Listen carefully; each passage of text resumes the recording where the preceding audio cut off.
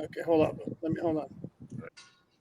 Hi, everyone. Welcome to episode 527 of the All Dolphins podcast on this Monday, July 28th. And shocker, there's more quarterback injuries. Roster moves to talk about the strong work of the rookie quarterback continues and more. And to talk about all of it, joined again. Well, that's a horrible intro. Anyway, joined by Chris Perkins from the South Florida Sun Sentinel to recap training camp day 5. How's that? Much better, much quicker. How are you, Perk? I'm good, man. Let me tell you. So last podcast, the alarm went off. The fire alarm went off. Yes. This podcast, we're having some renovation work done on the balconies. So yeah, they're right outside the balcony here, but we'll power through it. I think we'll be okay. There's no drilling or anything like that, so we should be okay. We hope. And for me, if I'm stumbling and bumbling, it's because that's what I do. Anyway, and also I'm hoping my voice will actually hold up after last night on the live. Well, I guess something like this for a good portion of the time. So puberty or not taking care of my vocal cords or something to that effect. Who knows? Anyway, that's not important right now. What is important is the Miami Dolphins were back at practice on Monday at the Baptist Health Training Complex. Good practice overall. We're going to talk about all the practice notes that we saw and a couple of other issues. Before that, let me take care of the paperwork. My good friend here, Chris Perkins, check out his written content at the South Florida Sun Sentinel at sunsentinel.com. Check out my written I'm having a hard time. My written content at Miami Dolphins on SI.com. And please like, subscribe, all that good stuff. Although I'm not getting new subscribers the way this is starting off with all the mumbling. So we're gonna try to do better as we move forward.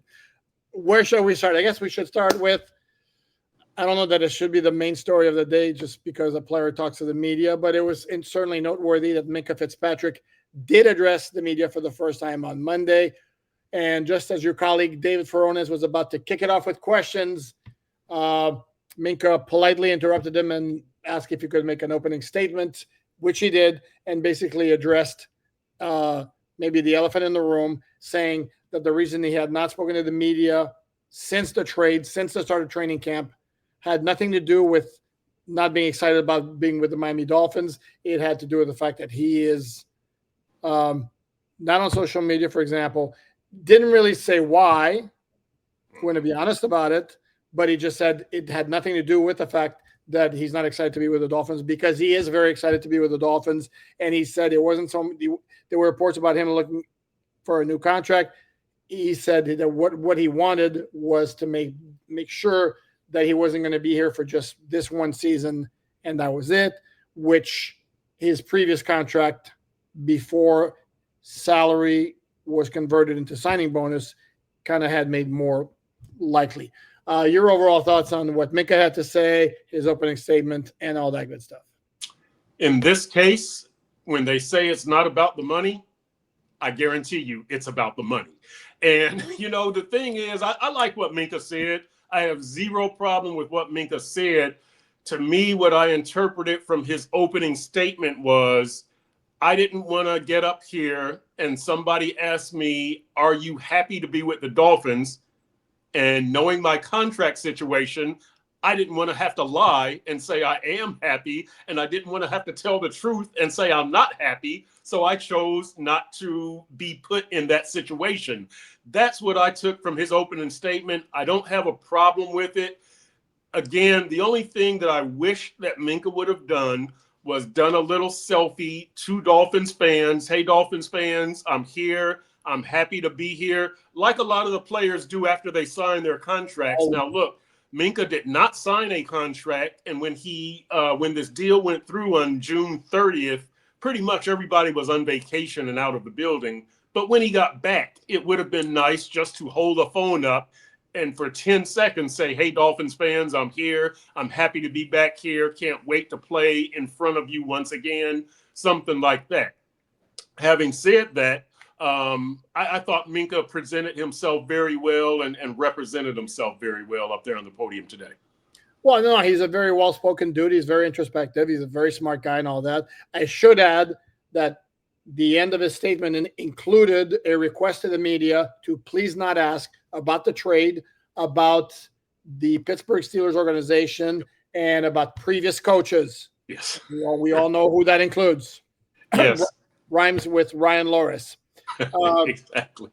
And then Hal Habib from the Palm Beach Post asked him one question about the trade, which was along the lines of how surprised he was to be returning to the Dolphins via trade. And his comment was very, very brief. It was, it's business. And my takeaway was Minkah's a pro. Minkah said all the right things. And I certainly don't want to put words in his mouth. Minkah did not want this trade. I think, and before that, also part of his opening statement was thanking the great fans in Pittsburgh, the great teammates, enjoyed his time there. Okay. Whereas Jalen Ramsey wanted out and Jonnu Smith wanted to get paid, even though he would have preferred to be in Miami. I think Minka Fitzpatrick very clearly, and I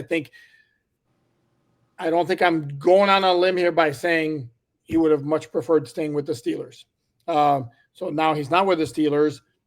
Obviously, he's going to make the best of his situation, and certainly he needs to say all the right things when he's talking to the South Florida media, which he did, including the fact that he does want a long-term future with the Dolphins, is what he said. I don't think he wants to be a guy who gets traded back and forth. But it was interesting. And again, yeah, he handled it the right way. However, like I said, he did say, he mentioned he's not a guy on social media. That would be one explanation. That would not have precluded him from conducting a press conference. And again, if we're going to be honest about it, he never really said exactly why. Yeah, and in transparency here, I'll say that I don't know how long Minkah spoke. I was there for like the first 5 minutes of it or something like that, because then so people know, when the Dolphins do this post-practice setup, there will be one guy kind of on the main stage, the main podium, and then off elsewhere there are different podiums. Alexander Madison was over there by himself for like 2 minutes. And the media relations department is like, Alexander Madison's over here. Madison's over here. And so since Furones was writing Minkah, I went over and talked to Alexander Madison, had a nice intimate fireside chat with him because no other reporter went over there. Everybody was with Minkah. So I only heard the beginning of Minkah. I did read the transcript. Again, I thought Minkah presented himself very well. To your point, though, with the press conference, I didn't even need a press conference. Again, I would have preferred that Minkah say something to the fans as opposed to answering questions to us. I think at that point, I think he owed more to the fans to say, hey, I'm happy to be here, or just, I can't wait to see you again. You don't even have to say, I'm happy to be here. You can just keep it general. I can't wait to play in front of you guys again at Hard Rock Stadium. 10 seconds, that's it. But he chose to handle it the way he did. I'm not mad at him. I would have preferred that he did it differently, but not mad at him. We're good. Maybe he couldn't muster the enthusiasm that those things usually get. Hey, Dolphin fans, right. And I think he thinks it would have been fake, right? And he wanted to be genuine. That's why I'm not really mad at him. I think you could have just said something to the fans, but I appreciate him not wanting to be fake. Don't fake the funk, right? Okay. And I will close this out by saying I don't have a concern about him moving forward in terms of, again, like being unhappy. He's a pro. He's also been in the league. And I asked him, what he took from his first stint with the Dolphins. Joe Schad asked him how he's different than he was in his first stint with Miami, and the combination of the two answers was basically he learned some things. He's not the same guy he was back then. He's grown up. In fact, I'm looking at, by the way, his media session was about 11 minutes. Okay. And he basically, kind of indicated that there were some things that happened in the first stint here that he would have handled differently. So I don't think it's an issue, and the dude's an absolute baller. So. Yep. Let's move on from Minkah. Let's address the news of the day. The Dolphins made official the signing of Mike Hilton, and to make room for him on the roster, they waived rookie free agent running back Nate Noel. who wasn't going to make the roster and who now has a chance to see if he can latch on with another team. There's also a report that the Dolphins are going to be hosting or have already hosted free agent tight end Noah Fant, and Darren Waller remains on PUP. Mike McDaniel, again, has been talking about the difference between he's in great shape, but it's not the same thing as football shape. And it's also been 5 days. I don't know if I'm starting. I don't know if I want to go there. If I'm starting, if you put 2 and 2 together, why do they need Noah Fant if they just added Darren Waller? Am I starting to get a little Odell Beckham Jr. vibe with this situation? I don't know. You tell me. It's curious. It's interesting. This goes beyond Jalen Conyers not being out there for the last 2 practices, right? Yeah, because he wasn't going to be the answer. Conyers, but... Yes. With all due respect to him, he wasn't going to be the answer. I think we can put 2 and 1 together. I don't know if we can put 2 and 2 together, but you lose Jonnu Smith. You bring in the receiving tight end, Darren Waller. You lost a receiving tight end in Jonnu Smith. You bring in a receiving tight end and Darren Waller, but he's not yet ready. So you go to another receiving tight end and Noah Fant. And I'm putting 2 and 1 together soon. I might put 2 and 2 together. But it's awfully suspicious. The math is not adding up for me right now until I get a further explanation. Yeah, the math is not mathing very much, is it? Exactly. Yeah, and like I said, I'm starting to feel, for lack of a better word, a bit queasy about the situation. So, it could be somewhere between Shaq Barrett and Odell Beckham Jr., right? Where it's just a disappointment for different reasons. It just turns out to be a disappointment. Correct. We'll certainly keep an eye on Mr. Waller as things progress. And Noah Fant, we should say, probably is in the middle between. He's a much better receiver than guys like Farrell Brown and Julian Hill. Yep. And he's a better blocker than Darren Waller, is a better blocker than Tanner Connors. So he'd be somewhere in between. He'd be a more well-rounded. The other flip side is he also, as you mentioned on the previous podcast, he also got cut by the Seattle Seahawks. He got cut for a reason. And in his case, a lot of it had to do with his financial situation. We mentioned Waller not being out there. The players who are on the injury lists have remained the same. That's Darren Waller on PUP, Liam Eichenberg on PUP, Ife Melifonwu on NFI.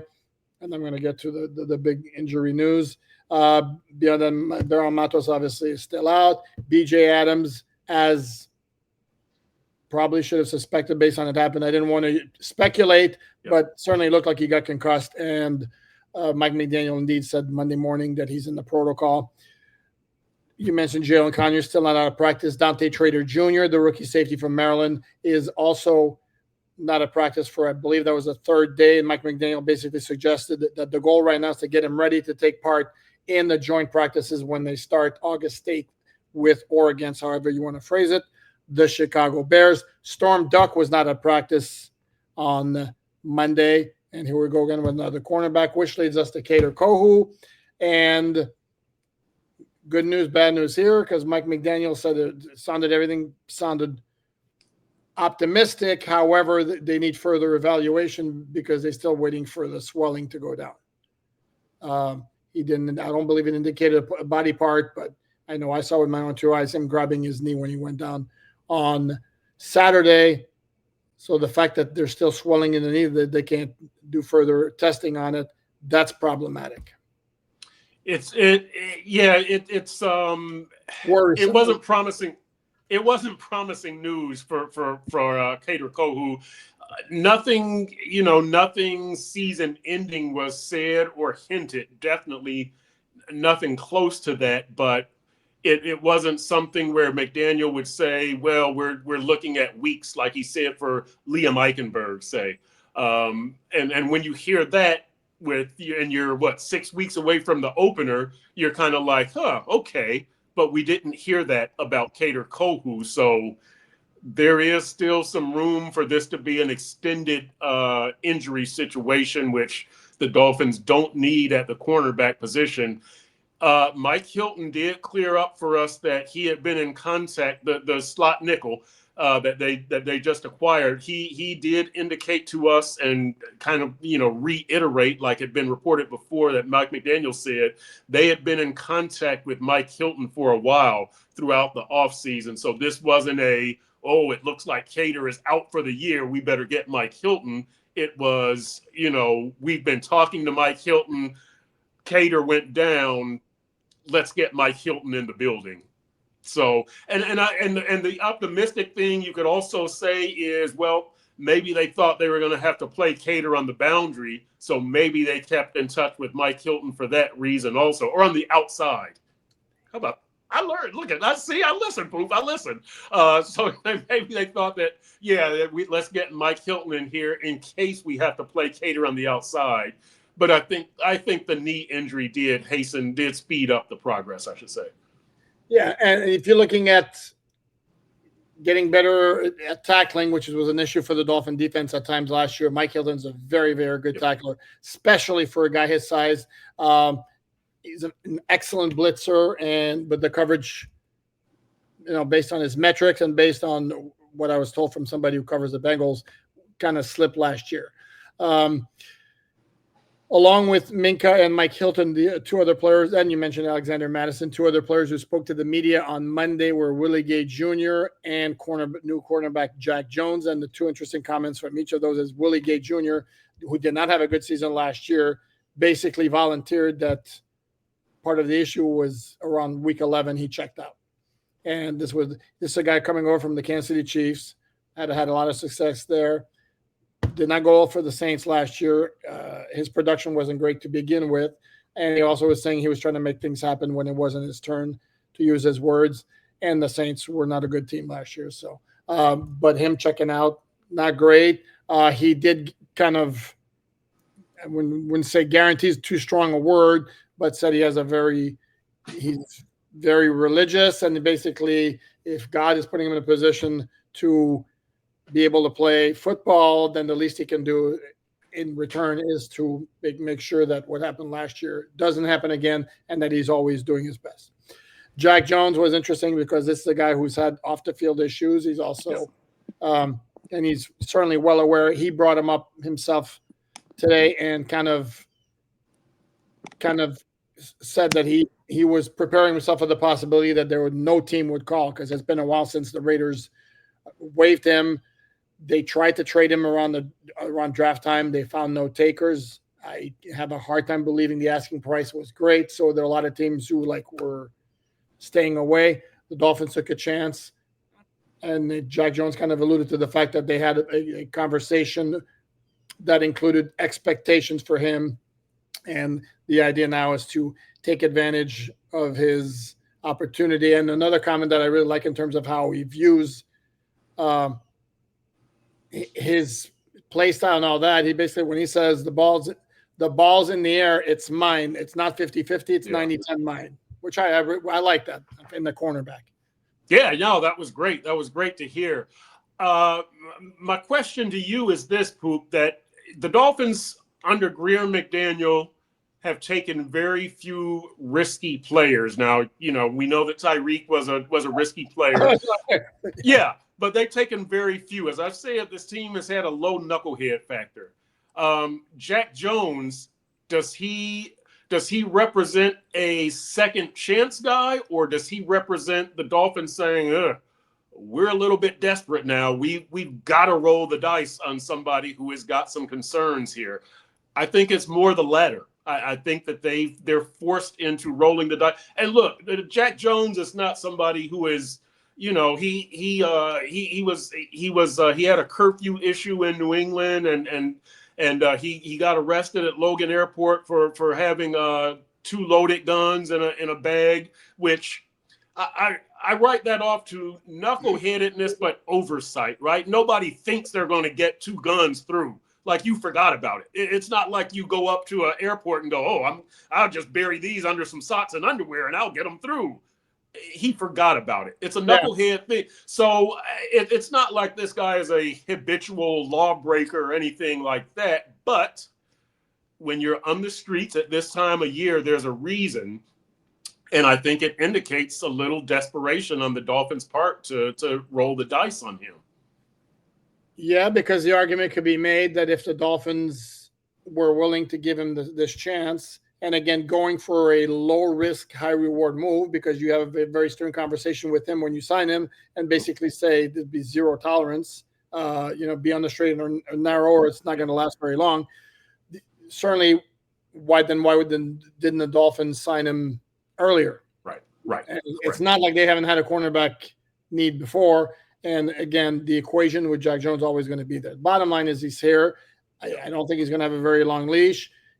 If it turns out the potential is good there, because he's got some very, very good tape as a cover corner. Yeah. And hopefully that's the Jack Jones the Dolphins get. So, okay, now let's get to the action on the field. I should mention this. It's just very disappointing news, and it's an injury news that doesn't relate to the Dolphins. It's a former player, and you and I both like him. Everybody likes him. Robert Jones is like a really, really good guy. On top of that, he was like working with the first team in Dallas ahead of first-round pick Tyler Booker, the guard from Alabama, who supposedly was the cleanest prospect or one of the cleanest prospects in the NFL, who one member of the South Florida media contingent, who rhymes with Bromar Belly, absolutely was infatuated with.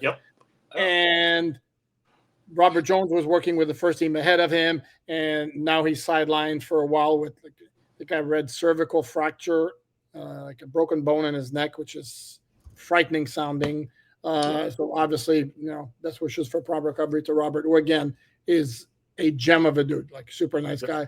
This news sucks. So anyway, let's move on to today's practice. Should we start with Quinn Ewers again? Is it another Ewers day? I mean, the kid's looking really sharp. Let's start with Quinn, because I will reinforce a thought of mine. You want to go first with me? Me? Quinn Ewers has looked good. He's looked good, but for political reasons, there's almost zero chance he ends up as the number 2 quarterback. Again, Mike McDaniel and Chris Greer have said Zach Wilson is their handpicked choice for number 2. Mike McDaniel talked about Zach being a reclamation project along the same lines as Tua. He was careful not to compare the two. He didn't say he was going to turn Zach into Tua. He didn't say Zach was going to be as good as Tua. But he thought that he could resurrect his career the same way that he did with Tua. And when you say that about a guy and you pay him as much money as they have, he's going to be your number 2 over the 7th round pick. So Quinn Ewers can look as good as he wants to, but for political reasons, I see almost zero chance of him being the number 2 quarterback short of injury to Zach Wilson. But Quinn looks good. As I've said, when you look at Quinn after a play and he goes back to the sideline, the coaches aren't yelling at him. They're gently correcting him or congratulating him. There's none of the big, hand gestures and the frustration, and there's none of that. He's a fast learner. He doesn't seem to make the same mistake twice. He throws a good pass, but he's almost damned to that number 3 quarterback spot. Yeah, and I agree with what you're saying, and I would also add that it's not like Zach Wilson has not looked good either. Right. It's maybe more noteworthy because I think Ewers had more splash plays. It may not be the right term, but had more like notable completions. Practice, but also benefited from a busted coverage in the secondary, and between John Saunders, who otherwise has looked very good as a rookie free agent, and Cam Smith, I don't want to say who was responsible for who, but basically those two guys let Theo Weiss Jr., a rookie free agent, get behind them wide open in the red zone drill. And then Ewers was a quarterback. It was the beneficiary of wide open guy for a touchdown. Having said that, Zach Wilson also, again, has looked pretty good in camp as well. And I would say, again, premature evaluation all we want, but at this stage, I feel a lot more comfortable if Zach Wilson were to have to be thrown into a game as a number 2 now than I did in the offseason program or when he first signed. And certainly, I have a hard time believing you wouldn't give the Dolphins better play as a backup quarterback than they got last year, whether it was Tyler Huntley, Skylar Thompson, or Tim Boyle. And I think the bottom line here is what you've been saying all camp is that Zach Wilson and Quinn Ewers look better than Mike White and Skylar Thompson look. The Dolphins are in a better backup quarterback situation at this time this year than they were at this time last year. Absolutely. Or as I called those two guys last night, Skylar White. Exactly. Breaking Bad slip right there. We should mention the other quarterback, and I'm going to give the man his props. Tua Tagovailoa wore the orange jersey today for his practice performance Saturday. I actually thought he was better today than he was Saturday. And this is not to say he wasn't good Saturday. I thought he was very, very sharp on Monday, including like a beautiful pass down the seam to Tyreek. And he also had another long completion to Tyreek down the sideline for like a bomb that would have been for a touchdown, except on that one, if we're going to be honest about it, that would have been a sack. I believe that's the play that might have been either Chop Robinson or Jalen Phillips was on him. Was it Chop on that one? Chop, yeah. Okay. A lot of touchdowns in the red zone work. Again, there was another one. Tua, like in a really tight window, hit somebody in the corner of the end zone. I couldn't make out who it was, but that came after initially there was great coverage. Tua held onto the ball a little bit, and then Jalen Phillips finally broke through and got like really close to Tua, and then obviously ran by him because you don't sack your quarterback in practice, and then the play continues. But Tua had a couple of TD throws in that session. He had another one on the other side to Tyreek Hill, and then Quinn Ewers, I believe, had 3 touchdown passes in his set with the ball from the 10-yard line, including 2 to Theo Weiss Jr., who looked very good. Andrew Armstrong also, I believe, actually on the last play of the practice, it was Ewers to Armstrong for another touchdown. Armstrong, who continues to make a lot of plays, pushing for perhaps a roster spot. D. Eskridge, who had been overall very, very impressive, had one ball like slipped through his hand over the middle, which was followed by another pass. Actually, that one was through Armstrong's hands right into the hands of safety Jordan Colbert, which was the only pick of the day. Yeah, I'll tell you this, Poop, and you guys heard me complaining about this all throughout practice. The red zone, we did not see NWI featured. Nick Westbrook-Akine, the big-bodied wide receiver who you would think was acquired largely for situational purposes, red zone, goal line, short yardage, third down, go up, be big, use your body, create space, catch that ball. We didn't see a pass thrown his way in the red zone drill. 2 sessions of red zone drills. I'm not sure how much he was even out on the field. And when you consider they threw to, the 2 smallish wide receivers and Tyreek Hill and Malik Washington, they threw to Tanner Connor and they didn't throw to NWI. He spoke once, I think, about this offense is kind of hard to grasp. I wonder if that's an issue here, but I was surprised that he was not featured more. We saw him Saturday, right? He caught that long pass down the left sideline. It was a play from like the 30-yard line, but we haven't seen him used situationally. I don't want to overreact. It's just the 5th training camp practice. Today was the first time that we saw them in red zone drills. So I'm not going to overreact, but it's noteworthy.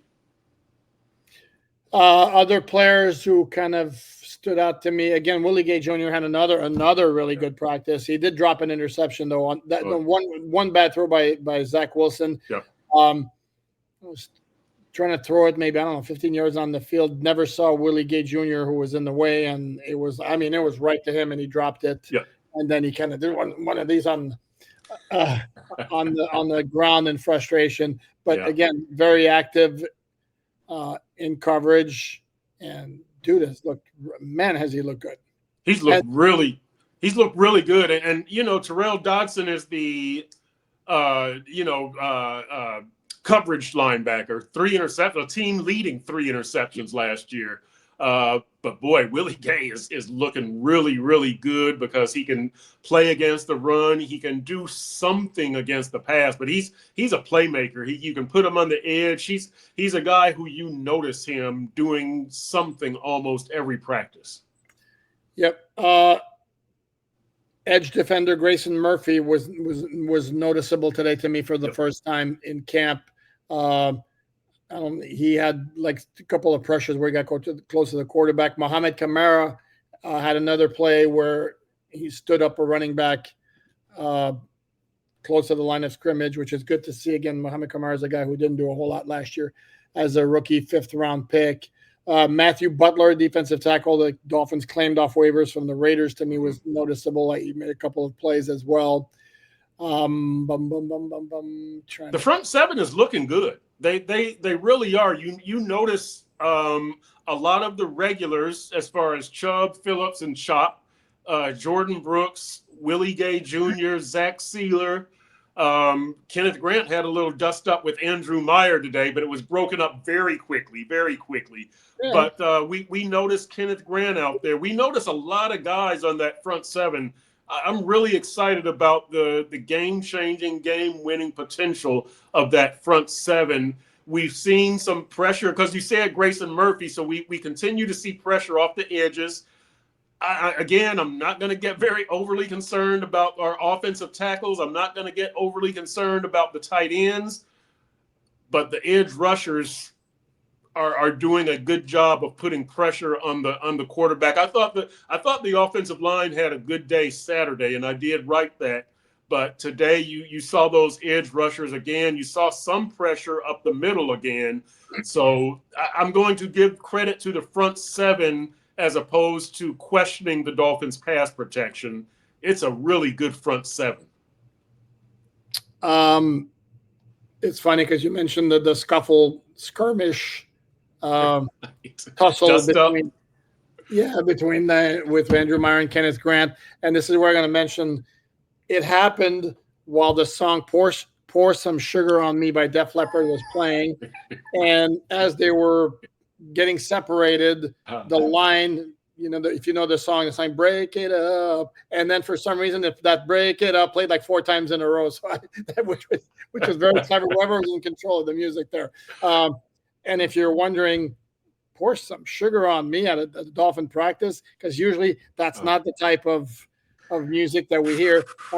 This is the thing. When Tua is the practice player of the game, has control of the music, it's all over the place, which I personally like very, very much. Yep.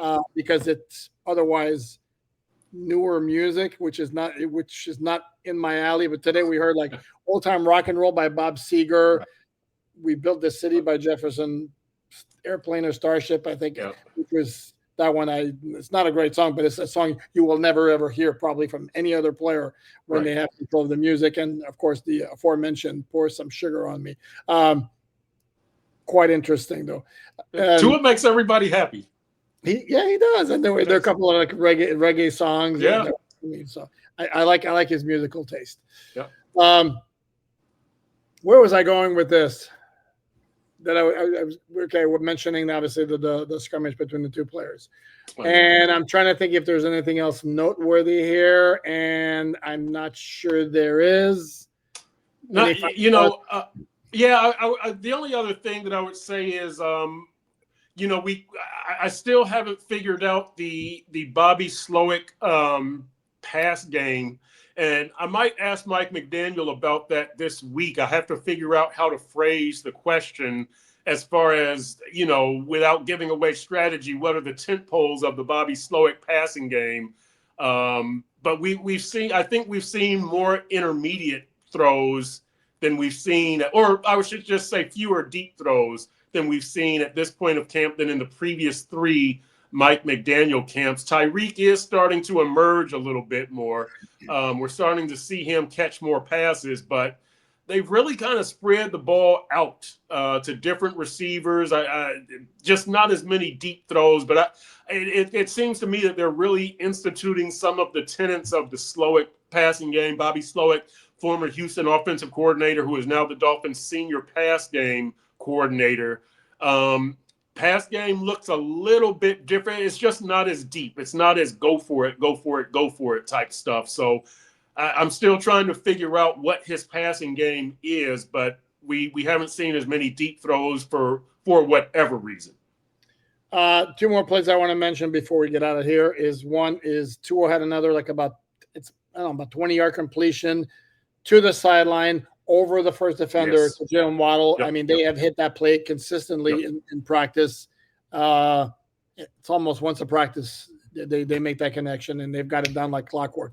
And we should mention Zach Wilson did have a touchdown pass. It was to the corner of the end zone to Tariq Black, who made a nice extended catch over the shoulder. It was a nice throw. So some good work was done by the Dolphins in this practice. On Tuesday, the expectations, they will be wearing pads for the first time.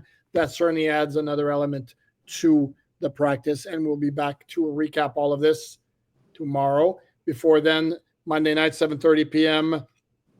On YouTube Live is the Dolphins Collective with TD Finstock, Doug Lee Durong. TD Finstock, who was at practice on Monday. Doug Lee Durong, Omar Kelly, and myself. He is Chris Perkins from the South Florida Sun Sentinel. Check out his fine work at sunsentinel.com. Check out my written content at miamidolphinsunsi.com along with that of my team. Please like, subscribe, share. Hopefully we rebounded after this very, very difficult start to this episode and you got something out of it and enjoyed it. Thanks for watching and have a great rest of your Monday.